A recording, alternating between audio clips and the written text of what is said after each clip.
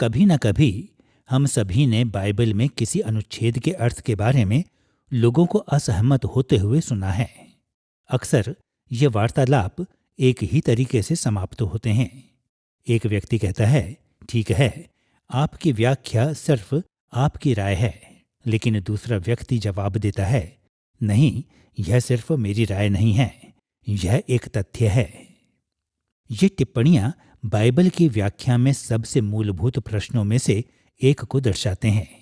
जब हम बाइबल में किसी अनुच्छेद को पढ़ते हैं और इस बारे में निष्कर्ष पर आते हैं कि इसका अर्थ क्या है, क्या हमारा निष्कर्ष एक वस्तुपरक तथ्य है, एक व्यक्तिपरक राय है, या क्या यह इन दोनों के बीच में कुछ है? हमारी श्रृंखला उसने हमें पवित्र शास्त्र दिया का यह चौथा अध्याय है, व्याख्या की बुनियाद, और हमने इसका शीर्षक रखा है अर्थ के लिए दृष्टिकोण। इस अध्याय में हम उन कुछ प्रमुख तरीकों को देखेंगे जिन्हें व्याख्याकारों ने पहचाना है और पवित्र शास्त्र के अर्थ को समझाया है। जब हम उन अनुच्छेदों के अर्थ के बारे में प्रश्न पूछना शुरू करते हैं जिन्हें हम बाइबल में पाते हैं, तो यह ज्ञान की वस्तुओं और ज्ञान के व्यक्तियों के बीच एक बुनियादी अंतर बनाने के द्वारा शुरू करने में मदद करेगा।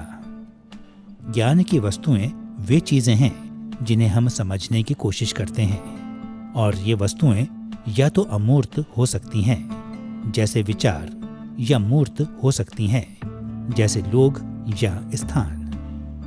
उदाहरण के लिए जीव विज्ञानी पशुओं और पौधों जैसी वस्तुओं का अध्ययन करते हैं, और संगीतकार संगीत या संगीत वाले वाद्य यंत्रों जैसी वस्तुओं का अध्ययन करते हैं। इसके विपरीत ज्ञान के व्यक्ति वे लोग हैं जो अध्ययन करते हैं। जीव विज्ञान के क्षेत्र में स्वयं जीव विज्ञानी लोग ज्ञान के विषय हैं, और संगीत के क्षेत्र में संगीतकार लोग ज्ञान के विषय हैं। इसलिए जब हम बाइबल की व्याख्या करते हैं तो हम व्यक्ति हैं, क्योंकि हम वे लोग हैं जो व्याख्या कर रहे हैं, और हमारे अध्ययन की वस्तु बाइबल है, क्योंकि यह वह वस्तु है जिसकी हम व्याख्या करने की कोशिश कर रहे हैं। अब यह देखना आसान है कि हर प्रकार की मानवीय समझ में वस्तुओं और व्यक्तियों का ज्ञान दोनों शामिल है, लेकिन ज्ञान की खोज में वस्तुएं और व्यक्ति एक साथ काम कैसे करते हैं? खैर, मानवीय ज्ञान की वस्तुओं और व्यक्तियों की ओर तीन प्रमुख दृष्टिकोणों के बारे में बात करने में अक्सर यह मददगार होता है। सबसे पहले कुछ लोग उस दृष्टिकोण की ओर प्रवृत्ति रखते हैं जिसे हम वस्तुपरक कहते हैं। वस्तुपरकविद विश्वास करते हैं कि उचित परिस्थितियों के तहत निष्पक्ष या वस्तुपरक ज्ञान तक पहुंचना संभव है। दूसरा, अन्य लोग उस दृष्टिकोण की ओर प्रवृत्ति रखते हैं जिसे व्यक्तिपरकवाद कहते हैं। व्यक्तिपरकविद मानते हैं कि हमारा ज्ञान सदैव हमारे व्यक्तिगत पूर्वाग्रहों से प्रभावित रहता है, जिससे निष्पक्ष वस्तुपरकता असंभव हो जाती है। और तीसरा, कुछ लोगों ने बीच का मार्ग निकाला है जिसे हम संवादवाद कह सकते हैं। यह दृष्टिकोण वस्तुपरक वास्तविकता और हमारे व्यक्तिपरक दृष्टिकोणों के बीच निरंतर संवाद या परस्पर क्रिया पर जोर देता है। आश्चर्य की बात नहीं कि बाइबल की व्याख्या में इन तीनों दृष्टिकोणों का उपयोग किया गया है।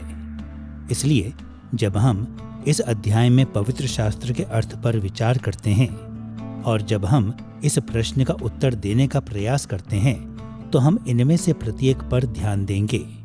क्या बाइबल के किसी अनुच्छेद की हमारी समझ वस्तुपरक है, व्यक्तिपरक है या संवादात्मक है? इस अध्याय में हम अर्थ के लिए इन तीनों प्रमुख दृष्टिकोणों में से प्रत्येक पर ध्यान केंद्रित करेंगे।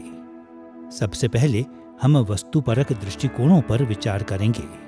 दूसरा, हम व्यक्तिपरक दृष्टिकोणों को देखेंगे।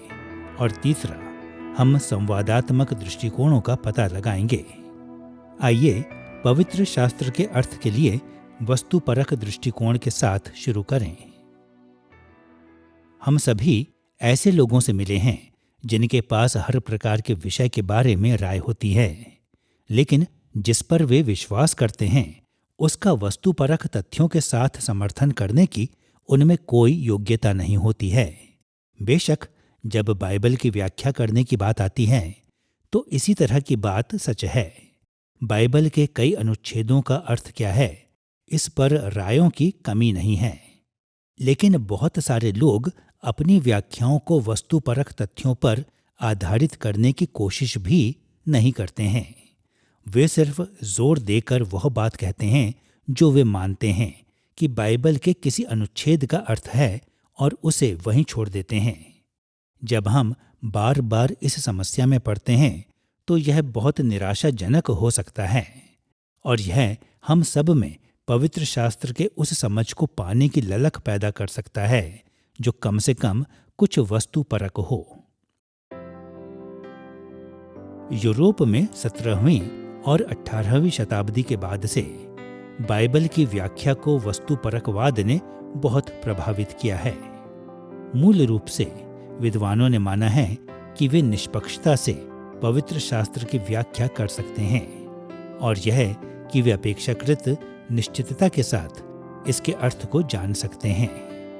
अधिकांश वस्तुपरकविद यह तर्क नहीं देते हैं कि जब हम बाइबल की व्याख्या करते हैं तो हम अपने सभी व्यक्तिगत पूर्वाग्रहों और दृष्टिकोणों को दूर कर सकते हैं, लेकिन वे जरूर मानते हैं कि इन्हें हम अपनी व्याख्याओं को प्रभावित करने से रोक सकते हैं ताकि हम पवित्र शास्त्र की सच्ची समझ तक पहुंच सकें।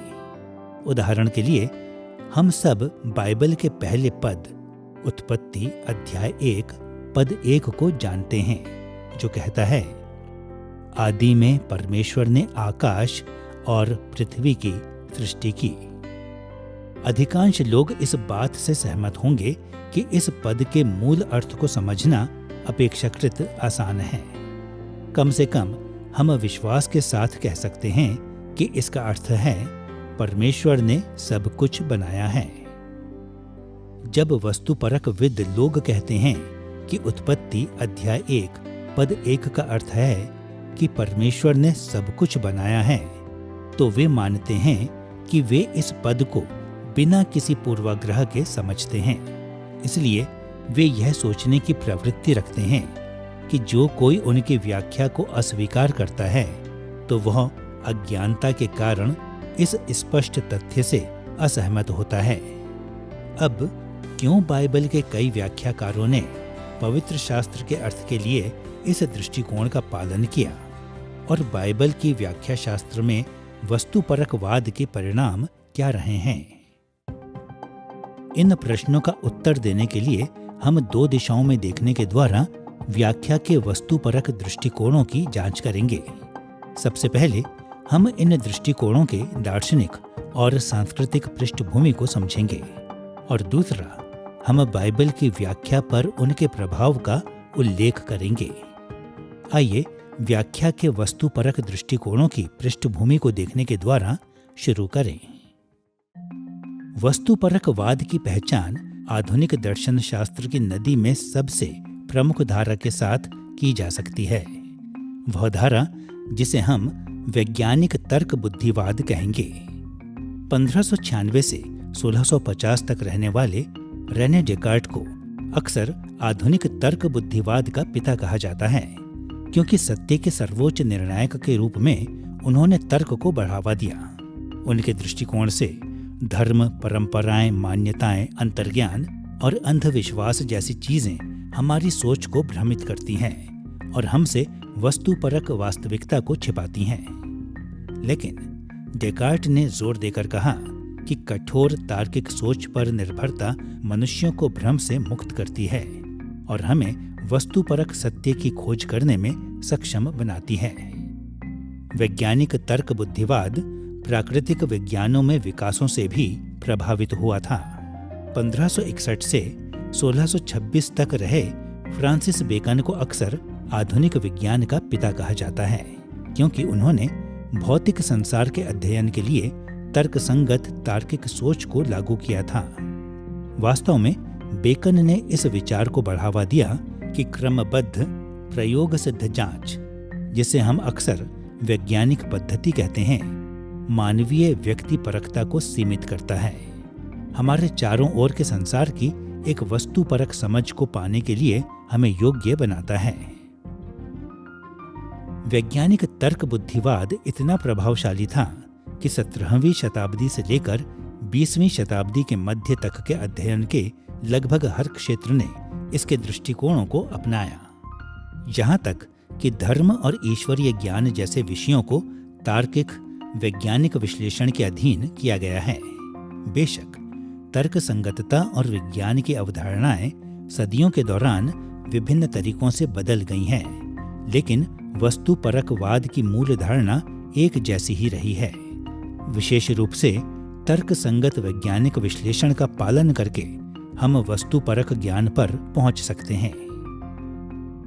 20वीं शताब्दी में आधुनिक वस्तुपरकवाद को एक व्यापक दार्शनिक दृष्टिकोण द्वारा चरम पर ले जाया गया था, जिसे संरचनावाद कहा जाता था। सरल शब्दों में कहें तो संरचनावादियों ने तर्कसंगत और वस्तुपरकता का उपयोग हर उस चीज की संपूर्ण समझ प्राप्त करने के लिए किया जिनका उन्होंने अध्ययन किया, जिसमें समाजशास्त्र, कला, भाषा और साहित्य शामिल हैं। साहित्य की व्याख्या में वस्तुपरकता के लिए उनकी अभिलाषा इतनी चरम पर थी कि संरचनावादियों ने हर उस विचार का खंडन किया जो व्यक्तिपरकता के किसी भी अंश को प्रस्तुत करता था।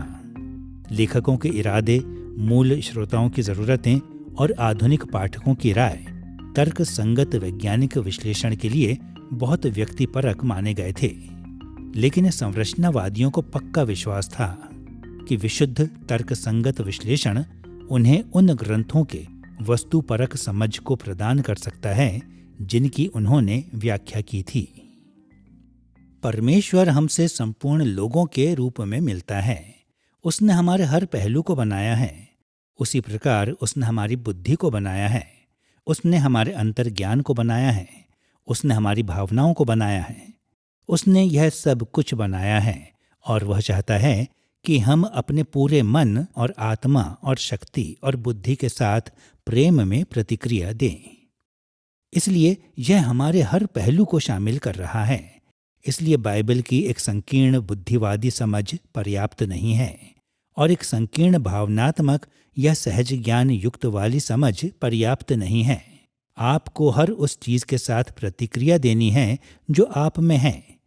यही वह बात है जिसकी मांग परमेश्वर कर रहा है। और यह सत्य भी है कि पाप हमारी बुद्धि और हमारे अंतर्ज्ञान दोनों को प्रभावित कर सकता है। इसलिए प्रभु ने यह प्रबंध किया है ताकि हम एक मायने में एक को दूसरे से सही करने की शुरुआत कर सकें। ठीक, इसलिए लोगों का सहज रूप से किसी विचार के प्रति झुकाव हो सकता है और वे पवित्र शास्त्र को पढ़ते हैं और वे कहते हैं, सच में जब मैं इस पर अपनी बुद्धि को लगाता हूं तो मैं देख सकता हूं कि मेरे अंतर्ज्ञान को सुधार की आवश्यकता है। और इसके उलट भी, ठीक है ना? यह कि कभी कभी मेरे पास बौद्धिक विचार होते हैं और मुझे कहने की जरूरत है कि यह उससे बड़ा है, और अंतर्ज्ञान का भाव मुझे चेतावनी दे सकता है। आप जानते हैं, शायद आप विचार से दूर रहने में भला समझें, क्योंकि यह बाइबल संबंधी नहीं है। अर्थ के लिए वस्तुपरक दृष्टिकोणों के दार्शनिक और सांस्कृतिक पृष्ठभूमि को देखने के बाद आइए अपना ध्यान उस प्रभाव की ओर लगाएं जो बाइबल की व्याख्या पर वस्तुपरक दृष्टिकोण का रहा है। तर्क संगत वैज्ञानिक वस्तुपरकवाद ने बाइबल की व्याख्या को दो बुनियादी तरीकों से प्रभावित किया है।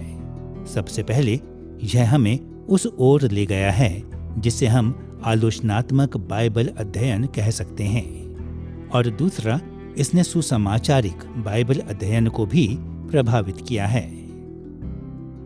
आलोचनात्मक विद्वान आम तौर पर तर्क देते हैं, कि विज्ञान, पुरातत्व और इतिहास द्वारा उपयोग किए जाने वालों के समान ही पवित्र शास्त्र का मूल्यांकन करने का सबसे अच्छा तरीका तर्कसंगत जांच है। दुख की बात है कि आलोचनात्मक विद्वान अक्सर इस प्रकार की जांच की सीमाओं को पहचानने में विफल रहते हैं। इसलिए वे पवित्र शास्त्र के कई दावों और शिक्षाओं को अस्वीकार कर देते हैं। आलोचनात्मक विद्वानों के विपरीत सुसमाचारी लोग जोर देते हैं कि पवित्र शास्त्र एकदम सत्य और आधिकारिक है, और यह कि सभी वैज्ञानिक निष्कर्ष अंततः इसकी शिक्षाओं के अधीन होने चाहिए। इसका यह अर्थ नहीं है कि हम विज्ञान, पुरातत्व और इतिहास से बाइबल के बारे में महत्वपूर्ण बातें नहीं सीख सकते हैं। सही रीति से उपयोग और बाइबल के अधिकार तले समर्पण में तर्क और वैज्ञानिक विधियां बाइबल में अर्थ खोजने के लिए बहुत ही उपयोगी उपकरण हैं, और इन विषयों से प्राप्त अंतर्दृष्टि अक्सर हमें पवित्र शास्त्र के उन पहलुओं को समझने में मदद करती है जो वैज्ञानिक, पुरातात्विक और ऐतिहासिक जानकारी से संबंध रखते हैं। लेकिन पवित्र शास्त्र के दावों और शिक्षाओं को खारिज करने के लिए इन विषयों का उपयोग कभी नहीं किया जाना चाहिए। बाइबल को पढ़ने और अध्ययन करने वाले प्रत्येक जन के पास उसकी व्याख्या का कोई तरीका होता है। यह ऐसा प्रश्न है कि क्या हम वास्तव में उस तरह की विधि से अवगत हैं जिसका हम उपयोग कर रहे हैं, और उन प्रश्नों के बारे में सावधानी पूर्वक सोचते हैं जिनको हम पवित्र शास्त्र के लिए पूछ रहे हैं, और हम उत्तर कैसे खोजते हैं। मैं वास्तव में उन लोगों को प्रोत्साहित करता हूं जो अभी बाइबल का अध्ययन करने और समझने की शुरुआत कर रहे हैं कि वे उन प्रश्नों को जिन्हें वे उन प्रत्येक अनुच्छेदों से पूछते हैं जिसका वे अध्ययन कर रहे हैं, तो अनुसरण करने की शुरुआत करने के लिए कुछ नियमित चरणबद्ध विधि को लें। लेकिन यह कहना महत्वपूर्ण है कि बाइबल की व्याख्या एक विज्ञान नहीं है, यह एक कला है, और यह ऐसा नहीं है कि यदि हम सिर्फ सही प्रश्नों को पूछें तो ही हम बाइबल के पाठ्यांश का पूरा अर्थ सदैव समझ सकते हैं। और इसलिए मैं सोचता हूँ कि जैसे जैसे समय बीतता है हम सीखते हैं कि सिर्फ गुलाम बनकर एक विधि का अनुसरण ना करें, बल्कि पवित्र शास्त्र के किसी भी विशेष अनुच्छेद की व्याख्या करने में पवित्र आत्मा की अगुवाई के लिए भी मन को खोले रखें। जब हम बाइबल की व्याख्या में विशुद्ध विधि को लागू करते हैं तो यह इस बात में फायदेमंद है कि यह हमें ईमानदार बनाए रखती है। जब हम पवित्र शास्त्र को पढ़ते हैं तो यह हमें लापरवाह होने से या उचित रीति से सूचित न होने से बचाती है। क्या आप जानते हैं कि एक अच्छी पद्धति पर आधारित होना हमें हमारा अभ्यास कार्य करने के लिए प्रेरित करती है, और इस तरह यह कर्मठता और एकाग्रता को बढ़ावा देती है। उसी समय पर पद्धतिगत विशुद्धता कई बार बाइबल को वह बात कहने की अनुमति नहीं देने की ओर ले जा सकती है जो वह कह रही है। यह संकीर्ण व्याख्याओं को जन्म दे सकती है। इसके लिए यूहन्ना अध्याय 13 मेरे पसंदीदा उदाहरणों में से एक है, जो पांव धोने की कहानी है। यदि आप इसे विवेचनात्मक पद्धति जैसा पढ़ते हैं, जैसा कि हम में से कईयों ने अब तक सीखा है, तो यूहन्ना अध्याय 13 से इस दृढ़ विश्वास के साथ निष्कर्ष निकालना आसान है कि यह सिर्फ सेवार्थ में एक सबक है। लेकिन जितना अधिक मैं यूहन्ना के उद्देश्य और एक संपूर्ण के रूप में कैनन के अंतर्गत इस अनुच्छेद पर विचार करता हूँ, तो मैं उतना ही अधिक आश्वस्त हो गया हूँ कि यूहन्ना अध्याय 13 वास्तव में उसी कहानी वृत्तांश का एक नाटकीय रूप है जिसे पौलुस फिलिप्पियों अध्याय 2 में प्रस्तुत करता है, जहाँ वह कहता है, जैसा मसीह यीशु का स्वभाव था वैसा ही तुम्हारा भी स्वभाव हो। जिसने परमेश्वर के स्वरूप में होकर भी परमेश्वर के तुल्य होने को अपने वश में रखने की वस्तु न समझा, वरन अपने आप को ऐसा शून्य कर दिया और दास का स्वरूप धारण किया, आज्ञाकारी रहा कि मृत्यु, हाँ, क्रूस की मृत्यु भी सह ली। इस कारण परमेश्वर ने उसको अति महान भी किया। वे सब यीशु के नाम पर घुटना टेकें। हर एक जीभ अंगीकार कर ले कि यीशु मसीह ही प्रभु है। हमारे पास इन दोनों अनुच्छेदों में पूर्व महिमा, आत्मशून्यता और सेवा, और फिर बाद वाले पुनरागमन और बाद वाली महिमा की कहानी का वृत्तांश है। यह उसके समान है जिसके बारे में पेलिकन पूर्व अस्तित्व, शून्यता और महिमाकरण की ख्रीष्ट विद्या के रूप में बात करता है, और यूहन्ना में शाब्दिक सुराग हैं जो आपको वहां ले जाते हैं, लेकिन वे सूक्ष्म हैं। और इसलिए मैं सोचता हूं कि यह महत्वपूर्ण है कि जब हम बाइबल को पढ़ते हैं तो ध्यान में रखें कि पद्धति लक्ष्य प्राप्ति के लिए एक साधन है। यह अपने आप में लक्ष्य नहीं है, और इसलिए पवित्र शास्त्र को उचित रीति से समझना लक्ष्य है। यही बात हमेशा है। अर्थ के लिए वस्तुपरक दृष्टिकोण कई तरीकों से हमारी मदद कर सकते हैं। उनके पास तर्क से निष्कर्ष निकालने और व्याख्या के उचित तरीकों का लाभ है, जो बाइबल की सावधानी पूर्वक और जिम्मेदारी से व्याख्या करने में हमारी मदद कर सकते हैं। लेकिन बाइबल की व्याख्या के लिए यह दृष्टिकोण कितना भी मूल्यवान हो, हमें सदैव स्वयं को याद दिलाना होगा कि अंततः सिर्फ परमेश्वर ही अपने ज्ञान में वस्तुपरक है, क्योंकि उसकी दृष्टि से कुछ भी छिपा नहीं है। हम लोग कितना भी कठिन प्रयास कर लें, मनुष्य कभी भी पूरी रीति से वस्तुपरक तथ्यों का पूरी तरह से निष्पक्ष जांचकर्ता नहीं हो सकता। इसलिए वस्तुपरक दृष्टिकोणों के लाभों से नजर हटाए बिना हमें इस बात की व्यापक समझ चाहिए कि पवित्र शास्त्र के अर्थ को खोजने में क्या शामिल है। अर्थ के लिए वस्तुपरक दृष्टिकोणों की इस समझ को ध्यान में रखकर आइए अपने ध्यान को व्यक्तिपरक दृष्टिकोणों की ओर लगाएं। व्यक्तिपरकवाद के कई अलग अलग प्रकार हैं, लेकिन सामान्य तौर पर हम कह सकते हैं कि व्यक्तिपरकविद मानते हैं कि मनुष्य और संसार, और विशेष रूप से विश्वास के मामले अक्सर वैज्ञानिक तर्क बुद्धिवाद से समझने के लिए बहुत जटिल होते हैं। इसलिए अर्थ के लिए उनकी खोज आमतौर पर अंतर्ज्ञान और भावनाओं जैसे व्यक्तिगत संकायों पर दृढ़ता से निर्भर करती है। उदाहरण के लिए यूहन्ना अध्याय 13 पद 34 और 35 में यीशु ने यह सुपरिचित निर्देश दिया, मैं तुम्हें एक नई आज्ञा देता हूँ कि एक दूसरे से प्रेम रखो। जैसा मैंने तुमसे प्रेम रखा है, वैसा ही तुम भी एक दूसरे से प्रेम रखो। यदि आपस में प्रेम रखोगे तो इसी से सब जानेंगे कि तुम मेरे चेले हो। एक स्तर पर यीशु की आज्ञा अपेक्षाकृत स्पष्ट है। हमें एक दूसरे से प्रेम करना चाहिए, लेकिन प्रेम क्या है, इसके लिए विभिन्न लोगों के बहुत अलग अलग विचार हैं। प्रेम क्या है, इसको खोजने के लिए एक वस्तुपरक व्यक्ति पवित्र शास्त्र में खोज सकता है, लेकिन एक व्यक्तिपरक विद अपने स्वयं की शर्तों पर प्रेम को परिभाषित करने और फिर उस परिभाषा के अनुसार कार्य करने के लिए अधिक इच्छुक हो सकता है। अर्थ के लिए व्यक्तिपरक दृष्टिकोणों की हमारी चर्चा वस्तुपरक दृष्टिकोणों की चर्चा के समान होगी।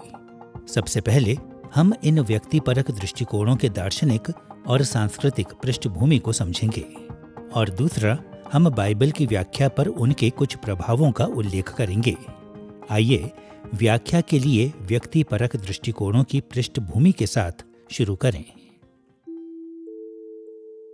आधुनिक व्यक्तिपरकवाद ने 17वीं और 18वीं शताब्दी के ज्ञानोदय के वस्तुपरकवाद के लिए प्रतिक्रिया में आंशिक रूप से प्रमुखता प्राप्त की।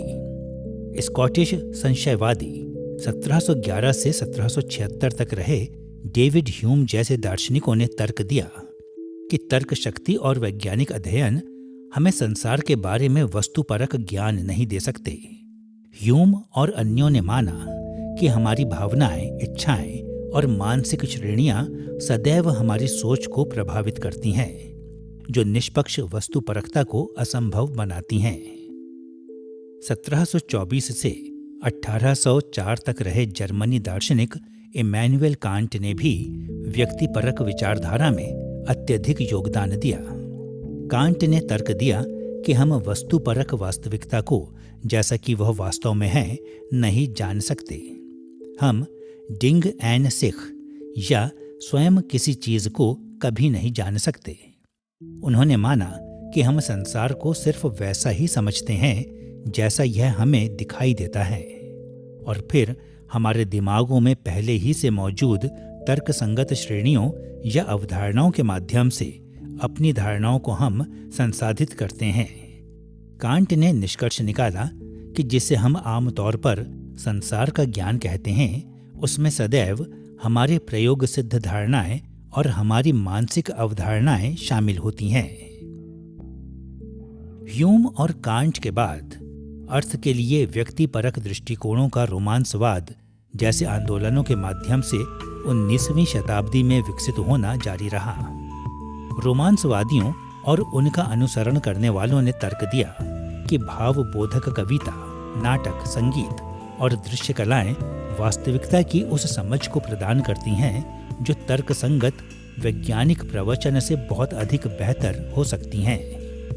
उन्होंने यह भी जोर देकर कहा कि तर्कवाद का प्रभाव अमानवीय था, क्योंकि यह अंतर्ज्ञान और भावना जैसी महत्वपूर्ण मानवीय विशेषताओं का अवमूल्यन करता है। और इसलिए उन्होंने जोर दिया कि जब व्याख्याकार ग्रंथों की व्याख्या करते हैं तो उन्हें स्वयं अपने व्यक्तिगत मानवीय विशेषताओं पर भरोसा करना चाहिए। अर्थ के लिए व्यक्तिपरक दृष्टिकोण फिर से 20वीं सदी के उत्तरार्ध में उस आंदोलन में स्थानांतरित हुआ जिसे उत्तर संरचनात्मक के रूप में जाना जाता है। फ्रांसीसी सिद्धांतकार Jean Francois Lyotard, Jacques Derrida, Michel Foucault और कई अन्यों ने 20वीं शताब्दी के संरचनात्मकवाद की वस्तुपरकता को खारिज कर दिया। वास्तव में कई तो वस्तुपरकवाद से इतनी दूर चले गए कि उन्होंने वस्तुपरकता के लिए सभी आशाओं को नकार दिया। उन्होंने इस बात पर जोर दिया कि ज्ञान के वस्तुपरक दावों पर भरोसा नहीं किया जा सकता है, क्योंकि वे बहुत अधिक सीमित हैं और बहुत अधिक व्यक्तिपरक पूर्वाग्रहों, भावनाओं और मौजूदा मान्यताओं से प्रभावित हैं। इसके अलावा कई उत्तर संरचनावादी 19वीं सदी के जर्मन दार्शनिक फ्रेडरिक नीत्शे के साथ साथ 20वीं सदी के अस्तित्ववादियों से सहमत थे, जिन्होंने कहा था कि ज्ञान के लिए सभी दावे मुख्य रूप से एक व्यक्ति या समूह के पूर्वाग्रहों को दूसरों पर थोपने के प्रयास हैं।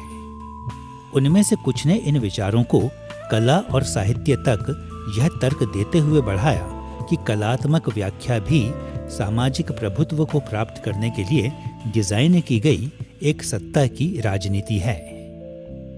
हमारे समय में व्यक्तिपरकवाद व्यापक हो गया है, विशेष रूप से कला और साहित्य में। व्यक्तिपरक व्याख्याकार तर्क देते हैं कि चूंकि हम अपने आसपास के संसार की वस्तुपरक समझ को नहीं खोज सकते हैं, इसलिए बाइबल सहित कला और साहित्य का अर्थ हमारे भीतर स्थित होना चाहिए।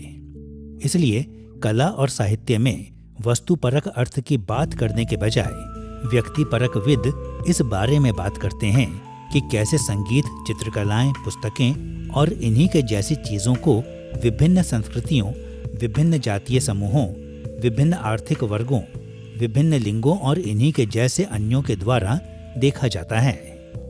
और वे विशेष रूप से इस बात में रुचि रखते हैं कि ये विभिन्न समूह अपने विभिन्न सामाजिक एजेंडे की सेवा में कला एवं साहित्य का उपयोग कैसे करते हैं। अब जबकि हमने अर्थ के लिए व्यक्तिपरक दृष्टिकोण की ऐतिहासिक पृष्ठभूमि का सर्वेक्षण कर लिया है, तो अब हम बाइबल की व्याख्या पर उनके प्रभाव पर विचार करने के लिए तैयार हैं। सैद्धांतिक रूप से मसीह के अनुयायी अपने आसपास की संस्कृति की धाराओं को उस तरीके को प्रभावित करने की अनुमति नहीं देते हैं जिसमें वे बाइबल की व्याख्या करते हैं। लेकिन वास्तव में हम में से कोई भी बाइबल के व्याख्या शास्त्र के हमारे दृष्टिकोण पर संस्कृति के प्रभाव से पूरी तरह से बच नहीं सकता। हाल के दशकों में व्याख्या शास्त्र वाला व्यक्तिपरकवाद अकादमिक चर्चाओं की सीमाओं से परे चला गया है और इतना सामान्य हो गया है कि हम अधिक से अधिक ऐसे लोगों से मिलते हैं जो इस बात पर जोर देते हैं कि तथ्य के दावे वास्तव में व्यक्तिगत व्यक्तिपरक रायों से कुछ अधिक नहीं हैं और विश्वास एवं बाइबल के मामलों में यह विशेष रूप से सत्य है। इस कारण से हम सभी को उन तरीकों के बारे में अधिक जागरूक बनने की आवश्यकता है जिनमें व्यक्तिपरकवाद ने बाइबल की व्याख्या को हमारे समय में प्रभावित किया है। तर्कसंगत वैज्ञानिक वस्तुपरकवाद के समान व्यक्तिपरकवाद ने बाइबल के आलोचनात्मक अध्ययनों और बाइबल के सुसमाचारिक अध्ययनों दोनों को प्रभावित किया है। व्यक्तिपरकवाद से प्रभावित बाइबल के आलोचनात्मक विद्वान अक्सर यह तर्क देते हैं कि बाइबल के पाठ्यांश में कोई भी वस्तुपरक अर्थ नहीं पाया जा सकता है। इसलिए इसके बजाय कि अपने छात्रों को पवित्र शास्त्र के मूल अर्थ की खोज करना सिखाएं, वे बाइबल के पाठकों को प्रोत्साहित करते हैं कि वे स्वयं अपने उद्देश्यों को संतुष्ट करने के लिए पवित्र शास्त्र को उपयोग करने के द्वारा स्वयं अपने अर्थों को उत्पन्न करें। कुछ लोग यह भी तर्क देते हैं कि वास्तव में यही वह बात है जो नए नियम के लेखकों ने पुराने नियम की व्याख्या करते समय किया था।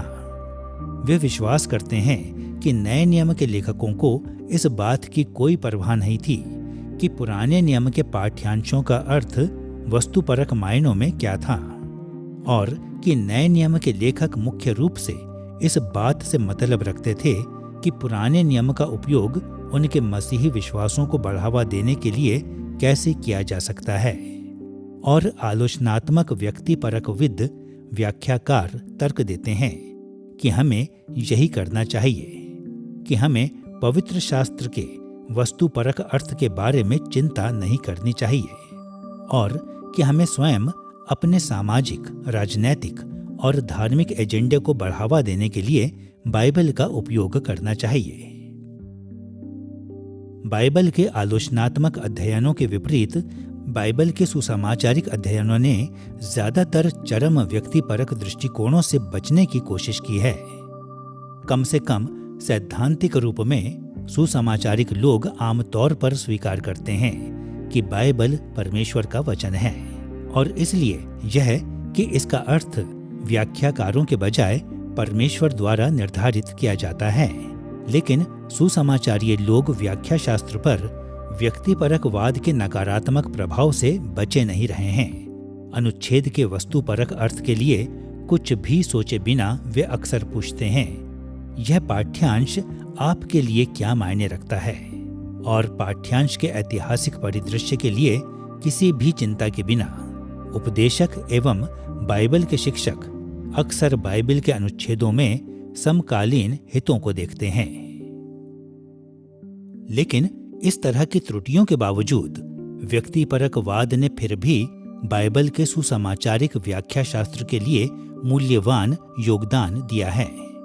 यह ठीक ही कहा गया है कि हमारे सांस्कृतिक एवं व्यक्तिगत पृष्ठभूमि, कौशल, योग्यताएं, कमजोरियां और सीमाएं पवित्र शास्त्र की हमारी समझ को महत्वपूर्ण ढंग से प्रभावित करते हैं और इसने हमें यह देखने में मदद की है कि जिस तरह पवित्र आत्मा ने पवित्र शास्त्र को लिखने के लिए प्रेरित मानवीय लेखकों के व्यक्तिपरक दृष्टिकोण का उपयोग किया, उसी तरह से वह हमारे समय में पवित्र शास्त्र के अर्थ को समझने और लागू करने में मदद करने के लिए हमारे स्वयं के व्यक्तिपरक दृष्टिकोणों का उपयोग करता है। बाइबल हमेशा हमें निजी प्रतिक्रिया देने के लिए विवश करती है। बाइबल हमेशा हमें प्रतिज्ञाओं पर विश्वास करने के लिए, चेतावनियों का अनुसरण करने के लिए और आज्ञाओं का पालन करने के लिए प्रेरित करती है और इसलिए परमेश्वर के वचन के लिए व्यक्तिगत प्रतिक्रिया का ऐसा पहलू हमेशा होता है जिसकी अपेक्षा वास्तव में की जाती है। परमेश्वर स्वयं अपने वचन में हमसे बातें कर रहा है, लेकिन मैं मानता हूं कि यह पहचानना महत्वपूर्ण है कि यह वह स्थान नहीं है जहां हम बाइबल की व्याख्या करना शुरू करते हैं। जैसे कि सबसे पहला, सबसे महत्वपूर्ण प्रश्न है, इस अनुच्छेद से मुझे कैसा महसूस होता है, या इस अनुच्छेद के लिए मेरी व्यक्तिगत प्रतिक्रिया क्या है। इससे पहले कि हम उस संपूर्ण अर्थ को समझ सकें जो हमारे समकालीन परिस्थिति में बाइबल के पास है, हमें यह समझने की आवश्यकता है कि इसके मूल संदर्भ में बाइबल का क्या अर्थ था, और इसलिए बाइबल में और स्वयं इसके बारे में अर्थ को समझने के लिए कड़ी मेहनत करना महत्वपूर्ण है, और फिर वहीं नहीं रुकना है, क्योंकि हम व्यक्तिगत प्रतिक्रिया पर आगे जाना चाहते हैं। लेकिन बाइबल की व्याख्या करने की प्रक्रिया में ये दोनों महत्वपूर्ण हैं। अर्थ के लिए व्यक्तिपरक दृष्टिकोण हानिकारक हो सकते हैं जब वे बाइबल के विभिन्न व्याख्याओं का मूल्यांकन करने के लिए कोई मानक नहीं छोड़ते हैं। सरल तथ्य यह है कि पवित्र शास्त्र की कुछ व्याख्याएं अन्यों की तुलना में बेहतर हैं, लेकिन व्यक्तिपरक दृष्टिकोण हमारी आंखों को उन तरीकों में भी खोल सकते हैं जिनमें हमारी पृष्ठभूमि और व्यक्तित्व, यहाँ तक कि हमारे अंतर्ज्ञान और हमारी भावनाएं अक्सर पवित्र शास्त्र की हमारी व्याख्याओं को प्रभावित करते हैं। और इन प्रभावों को पहचानने से हमें उन्हें और अधिक प्रभावकारी रूप में संभालने में मदद मिल सकती है, ताकि हम बाइबल की व्याख्या अधिक जिम्मेदारी से कर सकें। अब जबकि हमने अर्थ के लिए वस्तुपरक और व्यक्तिपरक दृष्टिकोणों का पता लगा लिया है, आइए अपने ध्यान को संवादात्मक दृष्टिकोणों की ओर लगाएं। कभी न कभी हम सभी ऐसे लोगों से मिले हैं जिनके पास किसी चीज के लिए जबरदस्त राय होती है, जिसके लिए वे जोर देते हैं कि हर किसी को उनसे पूरी तरह सहमत होना चाहिए। अब कई बार हम शांति बनाए रखने के लिए उनके साथ बस हाँ में हाँ मिलाते हैं, लेकिन अन्य समयों पर मुद्दा इतना महत्वपूर्ण होता है कि हम इसके बारे में अधिक बात करने पर जोर देते हैं। इस तरह की अच्छी बातचीत में दोनों लोग स्वयं को स्पष्ट रूप से व्यक्त करने और एक दूसरे को ध्यान से सुनने की पूरी कोशिश करेंगे, और आशा होती है कि जैसे जैसे बातचीत जारी रहती है, सर्वसम्मति के कुछ उपाय सामने आएंगे। खैर, हाल के दशकों में इस तरह का वार्तालाप या संवाद बाइबल सहित सभी साहित्यों की व्याख्या करने के लिए एक मॉडल बन गया है। यह शब्द संवादात्मक इस शब्द को संदर्भित करता है कि व्याख्या में पाठक और पाठ्यांश के बीच एक प्रकार का संवाद या परिचर्चा शामिल होती है। मूल विचार यह है कि पाठ्यांश का एक वस्तुपरक अर्थ होता है, लेकिन इस वस्तुपरक अर्थ को पाठक और पाठ्यांश के बीच एक व्यक्तिपरक बातचीत या संवाद के माध्यम से सबसे अच्छे से खोजा जाता है। भजन अध्याय 119 पद 18 में हम इस तरह के संवाद का एक उदाहरण देखते हैं, जहां भजनकार ने परमेश्वर से इस प्रार्थना को किया, मेरी आंखें खोल दे कि मैं तेरी व्यवस्था की अद्भुत बातें देख सकूं। इस भजन में भजनकार इस तरीके के बारे में बात कर रहा था कि उसने नियमित रूप से पवित्र शास्त्र पर मनन किया और उसने व्याख्या के एक मौलिक रूप वाले संवादात्मक दृष्टिकोण को व्यक्त किया। सबसे पहले उसने विश्वास किया कि वस्तुपरक अर्थ व्यवस्था में पाया जा सकता है, लेकिन साथ ही उसने महसूस किया कि व्यवस्था को सही तरीके से समझने के लिए उसे एक व्यक्तिपरक आंखें खोलने वाला अनुभव चाहिए। भजनकार परमेश्वर से अपने व्यक्तिगत प्रभावों को समाप्त करने के लिए नहीं, बल्कि उसकी अंतर्दृष्टि को बढ़ाने के द्वारा उसके व्यक्तिपरक दृष्टिकोण में सुधार करने के लिए कह रहा था। और जैसा कि इस पद का व्यापक संदर्भ हमें दिखाता है, भजनकार अपनी समझ को बेहतर बनाने के लिए व्यवस्था के विषय पर बार बार लौटता रहा। उसने पवित्र शास्त्र के साथ एक संवाद को बनाए रखा, जिसने इसके अर्थ की उसकी समझ में निरंतर सुधार किया। अर्थ के लिए संवादात्मक दृष्टिकोणों की हमारी खोज उसी रीति से शुरू होगी जैसे कि वस्तुपरक और व्यक्तिपरक दृष्टिकोणों का हमारा चिंतन था। सबसे पहले हम संवादात्मक प्रतिरूपों के दार्शनिक और सांस्कृतिक पृष्ठभूमि को समझेंगे और दूसरा हम बाइबल की व्याख्या पर उनके प्रभाव पर विचार करेंगे। लेकिन फिर हम एक ओर वस्तुपरक और व्यक्तिपरक दृष्टिकोण और दूसरी ओर संवादात्मक दृष्टिकोण की बाइबल वाली समझ के बीच तुलना को पेश करके एक कदम आगे बढ़ेंगे। आइए संवादात्मक दृष्टिकोणों की पृष्ठभूमि को देखने के द्वारा शुरू करें। व्याख्या शास्त्र के दार्शनिक वाले क्षेत्र में व्याख्या के संवादात्मक प्रकृति पर जर्मन दार्शनिक, धर्म विज्ञानी और भाषाविद फ्रेडरिक श्लेयरमाकर द्वारा जोर दिया गया था, जो 1768 से 1834 तक रहे थे। उन्होंने व्याख्या के प्रसिद्ध मॉडल की पेशकश की जिसे व्याख्या शास्त्र वाला चक्र कहा जाता है, जिसके द्वारा व्याख्याकार ग्रंथों या अन्य जटिल वस्तुओं को समझने का प्रयास करते हैं। यह चक्र तब शुरू होता है जब हम किसी वस्तु का सामना करते हैं और शुरुआत में इसे अपने दिमाग में संसाधित करते हैं। फिर हम वस्तु का और अधिक सामना करने एवं और अधिक समझ को संसाधित करने के लिए वापस बार बार लौटते हैं। श्लेयरमाकर के व्याख्या शास्त्र वाले चक्र को अक्सर अन्य लोगों द्वारा एक व्याख्या शास्त्र वाले सर्पिल के रूप में वर्णित किया गया है। व्याख्याकारों और अध्ययन की उनकी वस्तु के बीच एक चक्राकार प्रक्रिया जो प्रगतिशील रूप में अधिक से अधिक समझ की ओर बढ़ता है। विज्ञान में भी संवादात्मक मॉडल सामने आए हैं।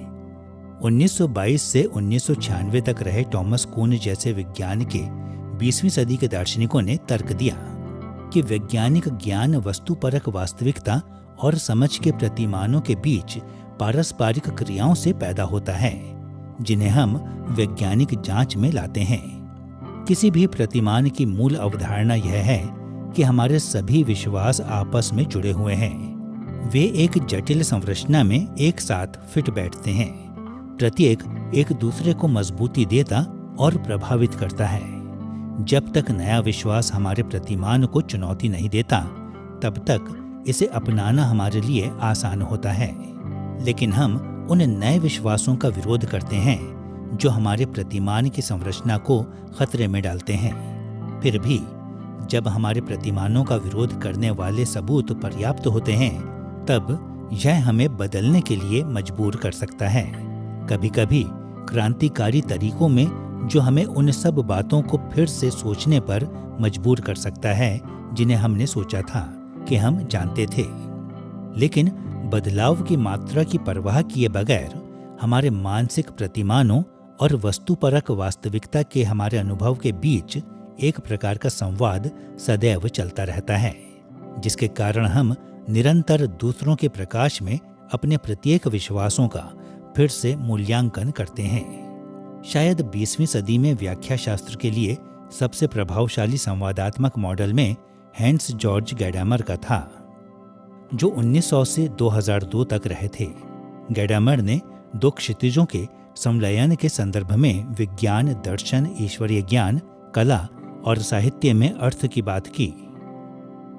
गैडामर की सोच में एक क्षितिज ही वह सब कुछ है जिसे किसी विशेष दृष्टिकोण से देखा या समझा जा सकता है। व्याख्या शास्त्र के मामले में एक क्षितिज पाठ्यांश का होगा। पाठ्यांश में व्यक्त सभी दृष्टिकोण और वे सभी निष्कर्ष जो उन दृष्टिकोणों से निकाले जा सकते हैं, वे इसके क्षितिज में शामिल होंगे। दूसरा क्षितिज जो होगा वह पाठकों का होगा। इस क्षितिज में उनके सभी दृष्टिकोण, विश्वास, भावनाएं, पूर्वाग्रह और ऐसे ही अन्य शामिल होंगे। जब पाठक पाठ्यांश के क्षितिज के पहलुओं को स्वयं अपने क्षितिज में शामिल करना शुरू करते हैं, तो ये क्षितिज जुड़ जाएंगे। जैसे जैसे पाठक पाठ्यांश में सीखते हैं या पाठ्यांश के दृष्टिकोणों को अपनाते हैं, तो पाठ्यांश के क्षितिज में से नए तत्वों को शामिल करने के लिए उनके क्षितिज फैलेंगे। अब जबकि हमने संवादात्मक मॉडल की पृष्ठभूमि को देख लिया है, तो आइए हम अपने ध्यान को बाइबल वाले व्याख्या शास्त्र पर उनके प्रभाव की ओर लगाते हैं। इस बिंदु पर अपने उद्देश्यों के लिए हम अपनी चर्चा को उन कुछ तरीकों पर ध्यान केंद्रित करेंगे जिसमें सुसमाचारिक लोगों ने पवित्र शास्त्र की अपनी व्याख्याओं को बढ़ाने हेतु अर्थ के लिए संवादात्मक दृष्टिकोणों का उपयोग किया है। विशेष रूप से सुसमाचारिक लोगों ने जोर दिया है कि बाइबल को पढ़ना किसी सामान्य पुस्तक के साथ संवाद करने से अलग है, क्योंकि अन्य पुस्तकों के विपरीत बाइबल का हमारे ऊपर पूर्ण अधिकार है। इस कारण से हम अधिकार संवादों के रूप में इन मामलों के लिए सुसमाचारिक दृष्टिकोणों की बात करेंगे। किसी सामान्य दिन के दौरान हम में से अधिकांश का विभिन्न प्रकार के लोगों के साथ वार्तालाप होता है, और कौन इसमें शामिल है, इस आधार पर ये वार्तालाप अलग अलग दिशा निर्देश लेते हैं। जब हम अनौपचारिक रूप से अपने दोस्तों के साथ किसी ऐसी चीज के बारे में बात कर रहे होते हैं जिसे हम सब समझते हैं, तो हम बराबरी में एक दूसरे से जुड़ते हैं। वार्तालाप इधर उधर जाता है और हम सभी सुनने का प्रयास करते हैं, और हम सभी एक दूसरे के दृष्टिकोणों का सम्मान करने की कोशिश करते हैं।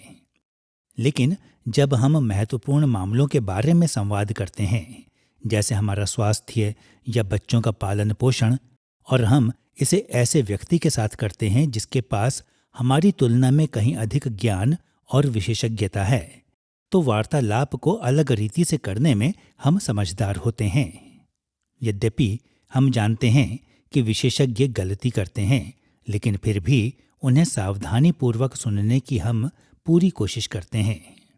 लेकिन अब कल्पना कीजिए कि आप ऐसे व्यक्ति के साथ वार्तालाप कर रहे हैं जिसके बारे में आप जानते हैं कि वह कभी गलती नहीं करता, ऐसा व्यक्ति जो हमेशा सही होता है। तो आप निश्चित रूप से अपने प्रश्नों और रायों के साथ उस वार्तालाप में आते हैं। लेकिन जो वह व्यक्ति आपसे कह रहा है, उसे समझने और स्वीकार करने के लिए आप वह सब कुछ करते हैं जो आप कर सकते हैं। ठीक है, कई मायनों में बाइबल की व्याख्या के साथ कुछ ऐसा ही है। हम अपने प्रश्नों और रायों के साथ बाइबल को पढ़ने के लिए आने से बच नहीं सकते हैं। लेकिन क्योंकि बाइबल अचूक है, क्योंकि यह हमेशा सही है, तो जो सब कुछ वह हमें बताता है उसे समझने और स्वीकार करने के लिए हम वह सब कुछ करते हैं जो कर सकते हैं। बाइबल की व्याख्या करना उस सबसे आधिकारिक व्यक्ति जिसकी कल्पना हम कर सकते हैं, स्वयं परमेश्वर के साथ संवाद करने जैसा है। यह एक संवाद है क्योंकि इसमें पाठकों और पवित्र शास्त्र के बीच एक प्रकार का संवादात्मक देना और लेना शामिल है। संवाद के पाठक वाले पक्ष पर हम सभी कई प्रश्नों, पूर्वाग्रहों, सांस्कृतिक पृष्ठभूमियों और व्यक्तिगत अनुभवों के साथ बाइबल को पढ़ते हैं, और इनमें से हर एक चीज उन बातों को प्रभावित करती है जिसे हम बाइबल से समझते हैं। संवाद के पवित्र शास्त्र वाले पक्ष पर परमेश्वर निरंतर अपने वचन के माध्यम से, जो हम विश्वास करते हैं, कभी कभी उसकी पुष्टि करते हुए, कभी कभी उसे सुधारते हुए हमसे बात करता है। मेरी पृष्ठभूमि अतीत से और आगे को मेरे अनुभव वे हैं जो मेरे पास हैं जब मैं पवित्र शास्त्र पढ़ता हूँ। तो उन शर्तों में मैं स्वाभाविक रूप से इसकी व्याख्या करता हूँ, इसके बारे में सोचता हूँ। मुद्दा यह है कि जब मैं पवित्र शास्त्र को पढ़ता हूँ तो मैं सचेत हो जाता हूँ कि वह करूँ। स्पष्ट रूप से यही वह बात है जो पवित्र शास्त्र मेरी पृष्ठभूमि और ऐसी ही बातों को सुनने के लिए मुझे योग्य बनाती है। लेकिन मैं इसे पवित्र शास्त्र को समर्पित करने के पूर्ण इरादे के साथ आता हूँ। मैं पवित्र शास्त्र के समक्ष नम्रतापूर्वक आता हूँ, अपने स्वयं के अनुभवों को लाता हूँ। हाँ, यह मुझे पाठ्यांश को समझने में सक्षम बनाता है, लेकिन मैं इसे यह कहते हुए वापस समर्पित करता हूँ। ठीक है, क्या मेरी प्रतिक्रिया सही है? क्या पवित्र शास्त्र उसे, जो मैं सोचता हूँ कि इसका अर्थ है उसकी पुष्टि करता या सही करता है। इसलिए मैं बार बार वापस आता और पाठ्यांश को देखता हूँ, पाठ्यांश को सुनता हूँ, पाठ्यांश के समक्ष प्रतीक्षा करता हूँ, पवित्र शास्त्र के पाठ्यांश को समझता हूँ। इसके बड़े संदर्भ में मैं इसे देखता हूँ कि जो परमेश्वर कह रहा है उसके लिए पवित्र शास्त्र के पाठ्यांश के अनुरूप कहाँ पर मेरी प्रतिक्रियाओं को फिर से आकार देने की आवश्यकता है। और हाँ, बेशक वे जितना अधिक पवित्र शास्त्र के अनुरूप बनते हैं उतना ही बेहतर मैं पवित्र शास्त्र को समझता हूँ। जितना बेहतर मैं पवित्र शास्त्र को समझता हूँ, फिर उतना ही मैं अपनी प्रतिक्रियाओं को पवित्र शास्त्र के पास लाने और उन्हें पवित्र शास्त्र द्वारा आकार दिए जाने में सक्षम होता हूँ। जब हम बाइबल के अधिकार तले समर्पण करते हैं तो हम इससे बुद्धि, शिक्षा और प्रोत्साहन प्राप्त करने की अपेक्षा करते हैं। हम भरोसा करते हैं कि आत्मा अपने विवेक से हमें पवित्र शास्त्र के वास्तविक अर्थ के लिए अधिक से अधिक प्रबुद्ध करता है और हमें इसे हमारे जीवनों में अधिक विश्वासपूर्वक रीति से लागू करने में सक्षम बनाता है। इसलिए जितना अधिक हम बाइबल को जिम्मेदारी से पढ़ते और व्याख्या करते हैं उतना ही अधिक हम अपनी समझ के सही होने की अपेक्षा कर सकते हैं और उतना ही अधिक हमारे वरदान मजबूत, हमारी सोच को चुनौती, हमारे सांस्कृतिक पृष्ठभूमियों का मूल्यांकन और हमारे व्यक्तिगत अनुभवों का बदलाव किया जा सकता है। यह महत्वपूर्ण है कि हम पवित्र शास्त्र के अधिकार के प्रति समर्पण करें, क्योंकि ऐसा करना परमेश्वर के अधिकार के प्रति समर्पण के लिए एक मनोवृत्ति को दर्शाता है। स्वयं परमेश्वर के वचनों के रूप में जब हम पवित्र शास्त्र के अधिकार के प्रति समर्पण करते हैं या नहीं करते हैं तो हम स्वयं परमेश्वर के प्रति अपनी मनोवृत्ति के बारे में कुछ कह रहे हैं और इसलिए हम सावधान रहना चाहते हैं कि हम पवित्र शास्त्र को ऐसे ना पढ़ें जैसे कि उसके न्यायी हैं, लेकिन उनके अधिकार के तले, क्योंकि हम पहले स्थान पर परमेश्वर के अधिकार के तले आते हैं। अब जबकि हमने संवादात्मक मॉडल और बाइबल वाली व्याख्या शास्त्र पर उनके प्रभाव पर विचार कर लिया है, तो आइए वस्तुपरक और व्यक्तिपरक दृष्टिकोणों के साथ अर्थ के लिए संवादात्मक दृष्टिकोण की तुलना पर गौर करते हैं। अर्थ के लिए वस्तुपरक और व्यक्तिपरक दृष्टिकोण कुछ मौलिक तरीकों में एक दूसरे का विरोध करते हैं, लेकिन उनमें कुछ बहुत ही महत्वपूर्ण आम बात है। चरम सीमाओं पर दोनों ही मॉडल अंततः व्याख्याकारों के अधिकार को स्वयं बाइबल के अधिकार के बराबर या उससे बड़ा बनाते हैं। हमारे तर्क संगत और वैज्ञानिक वस्तुपरक दृष्टिकोण कितने विश्वसनीय हैं, इसका आकलन वस्तुपरकवाद वास्तविकता से अधिक करने की प्रवृत्ति रखता है। हमारे व्यक्तिगत अंतर्ज्ञान और राय कितने विश्वसनीय हैं, इसका आकलन व्यक्तिपरकवाद वास्तविकता से अधिक करने की प्रवृत्ति रखता है। लेकिन दोनों मामलों में परिणाम एक जैसे हैं। हम पवित्र शास्त्र के ऊपर न्यायी बन बैठते हैं। इसलिए भले ही ये दृष्टिकोण कुछ सहायक अंतर्दृष्टि प्रदान करते हैं, फिर भी संवादात्मक मॉडल हमें अपनी कमजोरियों के साथ और बाइबल के दिव्य अधिकार के साथ अधिक पर्याप्त रूप में कार्य करने में मदद करता है। इस अध्याय में हमने समग्र संवादात्मक दृष्टिकोणों के बजाय मुख्यतः अर्थ के लिए सुसमाचारिक अधिकार संवाद वाले दृष्टिकोणों से संबंध रखा है।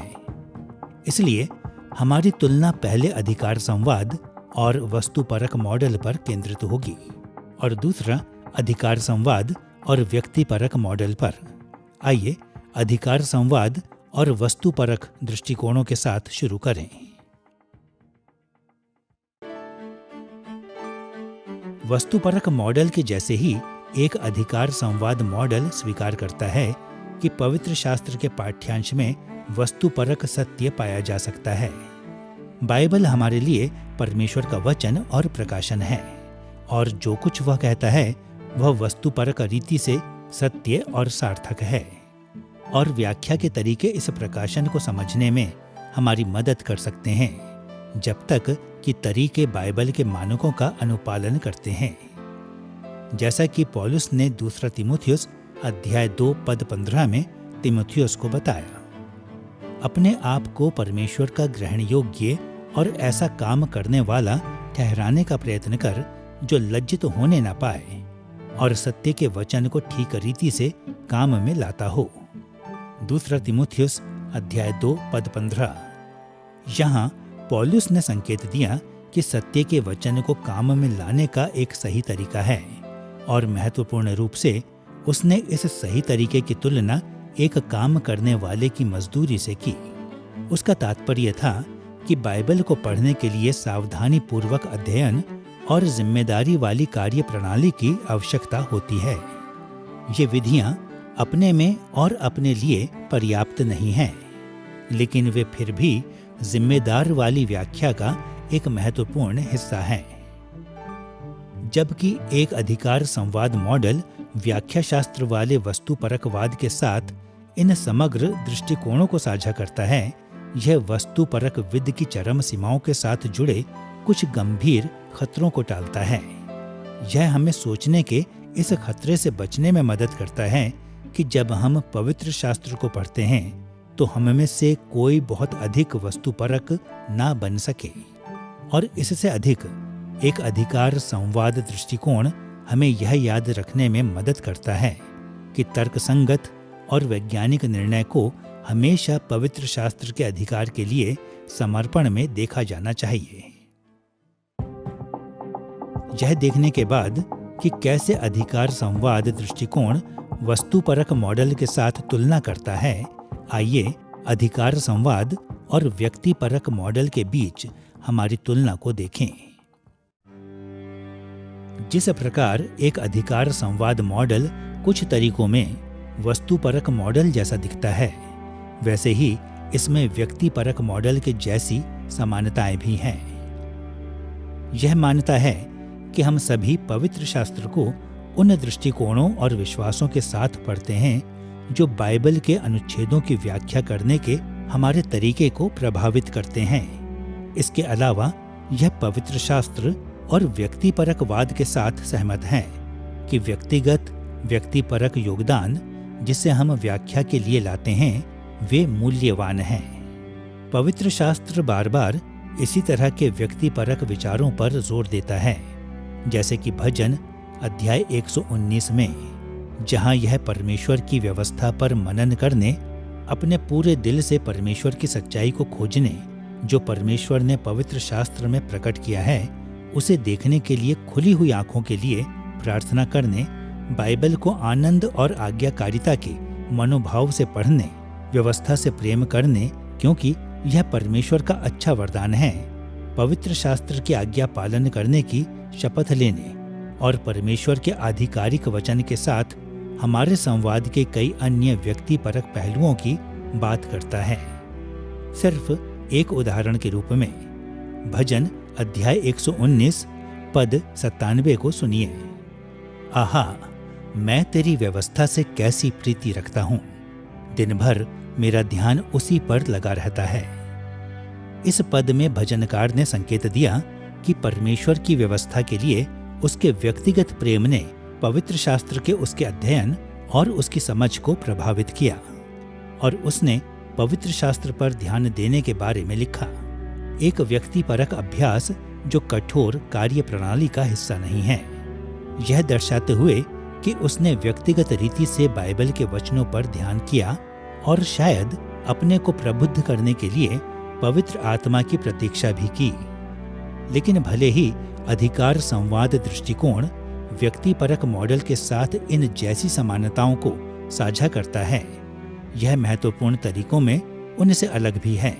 उदाहरण के लिए, कुछ व्यक्तिपरक विदों के विपरीत अधिकार संवाद मॉडल चेतावनी देता है कि यदि हम अपनी व्यक्तिपरकता को पवित्र शास्त्र के अधिकार तले समर्पित नहीं करते हैं, तो बाइबल की हमारी व्याख्याएं गंभीर रूप से बाधित होंगी, और इसकी पुष्टि स्वयं पवित्र शास्त्र ने की है। दूसरा पत्रस अध्याय 3 पद 16 जैसे स्थानों में, जहां पत्रस ने पौलुस के लेखन के बारे में इस प्रकार बात की, वैसे ही उसने अपनी सब पत्रियों में भी इन बातों की चर्चा की है, जिनमें कुछ बातें ऐसी हैं जिनका समझना कठिन है, और अनपढ़ और चंचल लोग उनके अर्थों को भी पवित्र शास्त्र की अन्य बातों की तरह खींच-तान कर अपने ही नाश का कारण बनाते हैं। पतरस ने स्वीकार किया कि पौलुस की पत्रियों में कुछ बातें समझना कठिन है, लेकिन उसने यह भी कहा कि कुछ पाठक अज्ञानता और आत्मिक चंचलता के कारण इन कठिनाइयों के माध्यम से काम करने में विफल रहते हैं, और इन व्यक्तिपरक विफलताओं के परिणाम स्वरूप वे समर्पण के बिना अध्ययन करते हैं और पौलुस के लेखन के अर्थ को विकृत करते हैं। जैसे कि हमारा अधिकार संवाद मॉडल संकेत देता है, बाइबल की जांच एक आजीवन प्रक्रिया है जिसमें पवित्र शास्त्र हमें बदल देता है और हमारे मसीही विश्वास में बढ़ने और परिपक्व होने का कारण बनता है। जैसे जैसे हम परिपक्व बनते हैं, यह मानते हुए कि हम जिम्मेदार तरीकों में व्याख्या के बाइबल वाले तरीकों का उपयोग करते हैं, तो अधिकार संवाद मॉडल बाइबल के वस्तुपरक अर्थ के बारे में हमारी समझ को अधिकाई के साथ बढ़ाएगा। यह परिणाम स्वरूप आगे व्यक्तिपरक विकास का कारण बनता है और प्रक्रिया जारी रहती है। इस तरह से बाइबल के साथ हमारे संवाद को एक सर्पिल के रूप में सोचा जा सकता है, जो बार बार आधिकारिक पाठ्यांश और पाठक के बीच चक्कर काटता है। इस सर्पिल में हमारी भागीदारी का लक्ष्य बाइबल पाठ्यांशों के अर्थ के अधिक से अधिक करीब जाना है। यदि सब ठीक चलता है तो सर्पिल जितने अधिक घेरे बनाता है, यह उतना ही मजबूत एवं पवित्र शास्त्र के वास्तविक अर्थ के करीब पहुंच जाता है। और कौन सी बात इस संवाद को सफल बनाती है? जैसा कि हमने उल्लेख किया है, यह निश्चित रूप से हमसे कड़ी मेहनत की मांग करता है, लेकिन हमारे प्रयास तब तक बेकार हैं जब तक कि परमेश्वर का पवित्र आत्मा हमें पवित्र शास्त्र के उत्कृष्ट समझ और अनुप्रयोग की ओर नहीं ले जाता है। आत्मा के कार्य के कारण हम आशा कर सकते हैं कि जब हम ईमानदारी से अपने आप को उसके लिए और उसके वचन के लिए समर्पित करेंगे, तो बाइबल की व्याख्या करने की हमारी क्षमता बढ़ जाएगी। आप बाइबल को अपने स्वयं के दृष्टिकोण और अपनी स्वयं की परिकल्पना के साथ पढ़ते हैं। इसे कैसे समझा जाए? लेकिन यदि आप प्रार्थना पूर्वक पाठ्यांश के साथ वार्तालाप करना जारी रखते हैं, तो पाठ्यांश के वास्तविक अर्थ को गहराई से समझने और उसके करीब आने के लिए पाठ्यांश आपको एक सर्पिल में ले जाएगा। तो कहानी यह है, या मुद्दा यह है कि जितना अधिक आप स्वयं पाठ्यांश के साथ प्रार्थना पूर्वक बातचीत करते हैं, उतना ही अधिक पाठ्यांश आपके दृष्टिकोण और समझ को प्रभावित करेगा, और आप उस पाठ्यांश में जीवित परमेश्वर के वास्तविक अर्थ को समझने के लिए और करीब आ जाएंगे। इस अध्याय में हमने अर्थ के लिए कई तरह के दृष्टिकोणों का सर्वेक्षण किया है, जिन्हें व्याख्याकारों ने शताब्दियों के दौरान ग्रहण किया। हमने उन वस्तुपरक दृष्टिकोणों को देखा है जो सिर्फ पवित्र शास्त्र के भीतर अर्थ खोजने की प्रवृत्ति रखते हैं, व्यक्तिपरक दृष्टिकोणों को देखा जो पवित्र शास्त्र के अर्थ को इसके पाठकों के दृष्टिकोण से खोजने की प्रवृत्ति रखते हैं, और संवादात्मक दृष्टिकोण को देखा, विशेष रूप से अधिकार संवाद दृष्टिकोण को, जो कहता है कि पाठक आधिकारिक बाइबल के पाठ्यांश के साथ अपने वार्तालाप के माध्यम से अर्थ को खोजते हैं। कभी न कभी हम सभी ऐसे लोगों से मिले हैं जो वस्तुपरक और व्यक्तिपरक वाद की चरम सीमाओं पर जाते हैं। पवित्र शास्त्र को समझने और लागू करने के लिए इनमें से कोई भी तरीका पर्याप्त नहीं है। हमें हमेशा यह ध्यान में रखना चाहिए कि हमारे त्रुटिपूर्ण व्यक्तिपरक दृष्टिकोण निरंतर हमारी समझ को प्रभावित करते हैं कि बाइबल का क्या अर्थ है। लेकिन साथ ही बाइबल का क्या अर्थ है, हमें उसे सुनने और समर्पण करने के लिए सदैव प्रयास करना चाहिए। जैसे जैसे पवित्र आत्मा इस तरह के अधिकार संवाद में पवित्र शास्त्र के साथ बातचीत करने के हमारे प्रयासों को आशीषित करता है, हम बाइबल की बेहतर और अधिक जिम्मेदारी वाली व्याख्याओं की ओर आगे बढ़ने में सक्षम होंगे।